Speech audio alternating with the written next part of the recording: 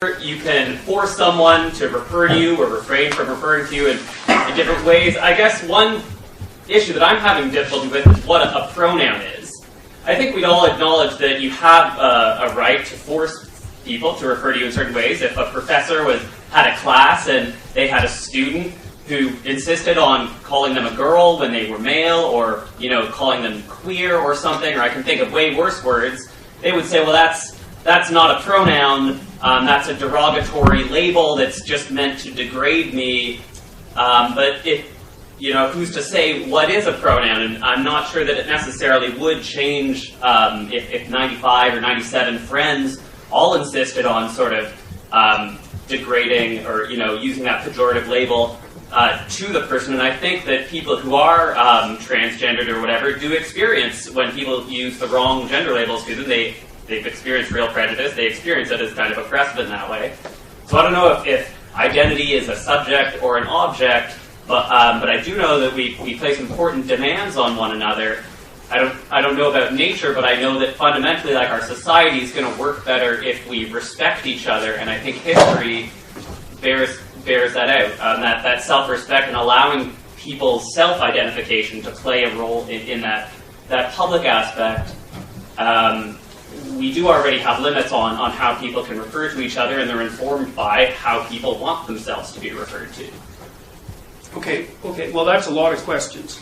So, and that's, I'm not trying to be a smart aleck about that. It's just, I'm going to have to sort that out for a minute. Well, the first thing I would say is, pronouns, and I'm not a linguist, so I'm not going to be able to whip this off the top of my head, although I do know that there is a psychologist named James Pennebaker who's written a whole book on pronouns, which you might be interested in referring to. And pronouns turn out to be extraordinarily important as signifiers, but they're also part of what's called a closed linguistic category, and they don't change.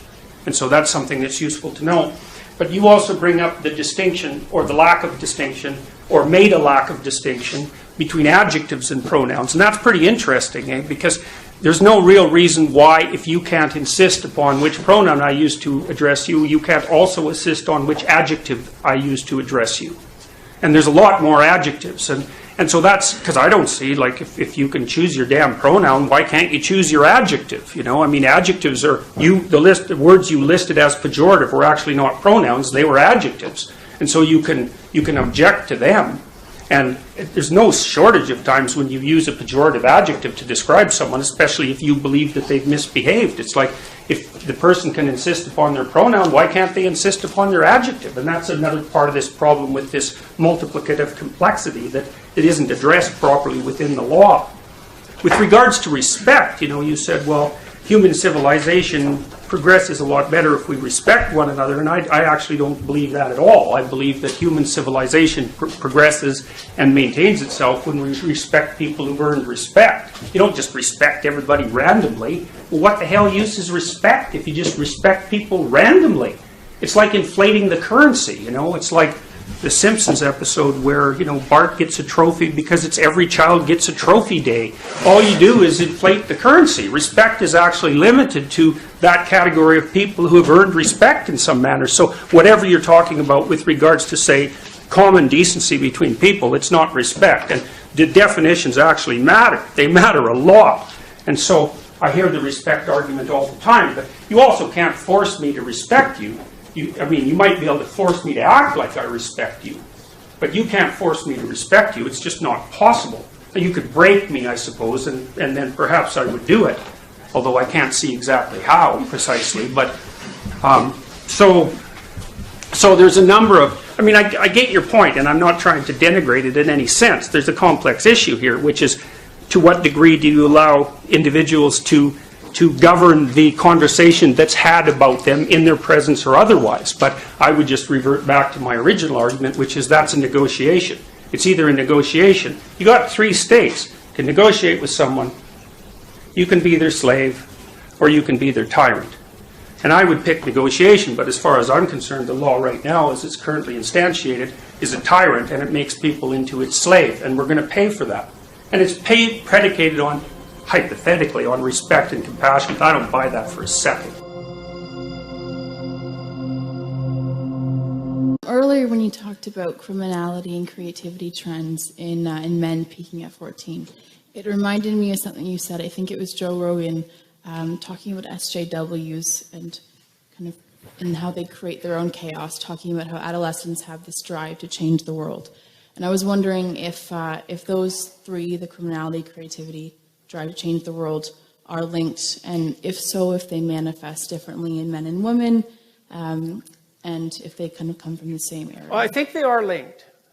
But I'm going to concentrate more on the second part of your question. Okay. So I'm going to ask you guys to think about something. So I talked to a friend of mine the other day. He's a very, very smart guy, and we've been talking about, well, all the sorts of things that we've been talking about tonight for a long time. And we were talking about the relative evolutionary roles of men and women. This is speculative, obviously.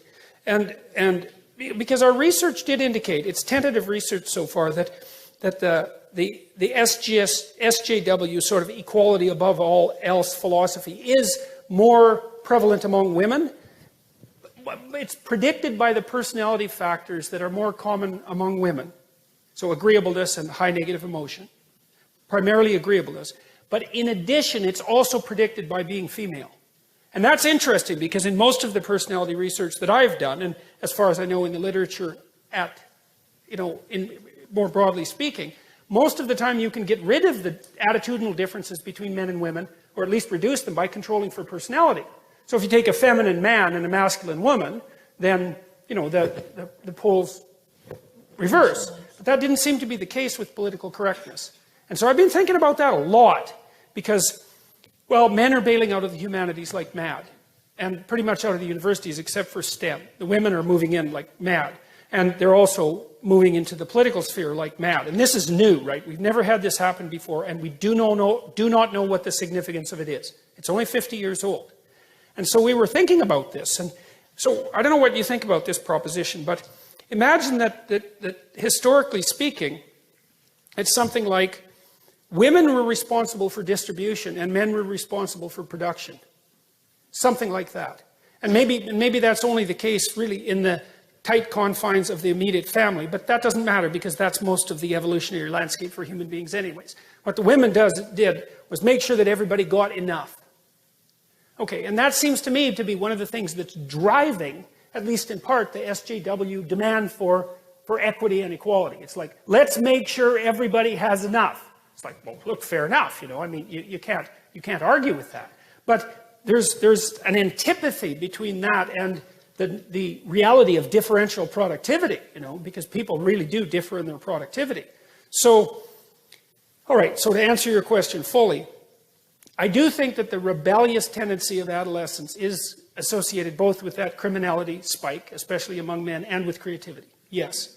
I think that the SJW phenomena is different, and I think it is associated, at least in part, with the rise of women to political power. And we don't know what women are like when they have political power because they've never had it. I mean, there's been queens, obviously, and that sort of thing. There's been female authority figures, and females have wielded far more power historically than feminists generally like to admit. But this is a different thing. And we don't know what a truly female political philosophy would be like. But it might be, especially if it's not been well examined and it isn't very sophisticated conceptually. It could easily be, well, let's make sure things are distributed equally. Well, yeah, but sorry, that's just not going to fly. Do you think in terms of the West with SJWs, and you talked about last lecture as well, creating chaos when there is none, otherwise it'd be static, do you think there would be any validity in saying that in a country like Canada where we're pretty gender equal, is there any merit to thinking SJWs are trying to create chaos even when there arguably is none on a mass level? Obviously there's still problems. Why would they do that? Otherwise it would be static. And that drive, it wouldn't, but I'm just wondering. I read this quote once, and I don't remember who said it. It might have been Robert Heinlein, for crying out loud, science fiction author. That springs to mind, but it probably wasn't. And the proposition was that men tested ideas and that women tested men. And I kind of like that. There's something about that, And now, obviously, it's an overgeneralization, but we also don't know to what degree women test men sheerly through provocation. It's a lot, because if you want to test someone, you don't have a little conversation with them. You poke the hell out of them and you say, okay, I'm going to go after you and see where your weak spots are. And it seems to me that in this constant protest and use of shame and all of that goes along with this sort of radical movement towards egalitarianism, that there's a tremendous amount of provocation.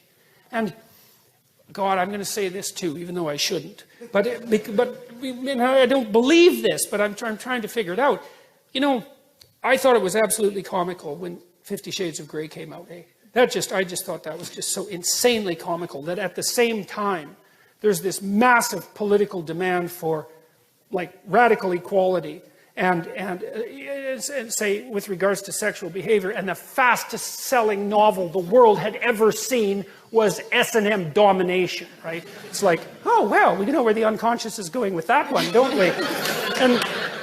And sometimes I think, like, because one of the things that I've really tried to puzzle out, and it's not like I believe this, right? I'm just telling you where the edges of my thinking have been going, is that you have this crazy alliance between the feminists and the radical Islamists that I just do not get. It's like the feminists, it's like why they aren't protesting nonstop about Saudi Arabia is just completely beyond me. Like, I do not understand it in the least. And I wonder too, I just wonder bloody well, this is the Freud in me, is like, is there an attraction, you know, is there an attraction that's emerging among the female radicals for that totalitarian male dominance that they've chased out of the West? And I mean, that's a hell of a thing to think, but after all, I am psychoanalytically minded, and I do think things like that. Because, like, I just can see no rational reason for it. The only other rational reason is that, well, the West needs to fall, and so the enemy of my enemy is... My friend, exactly.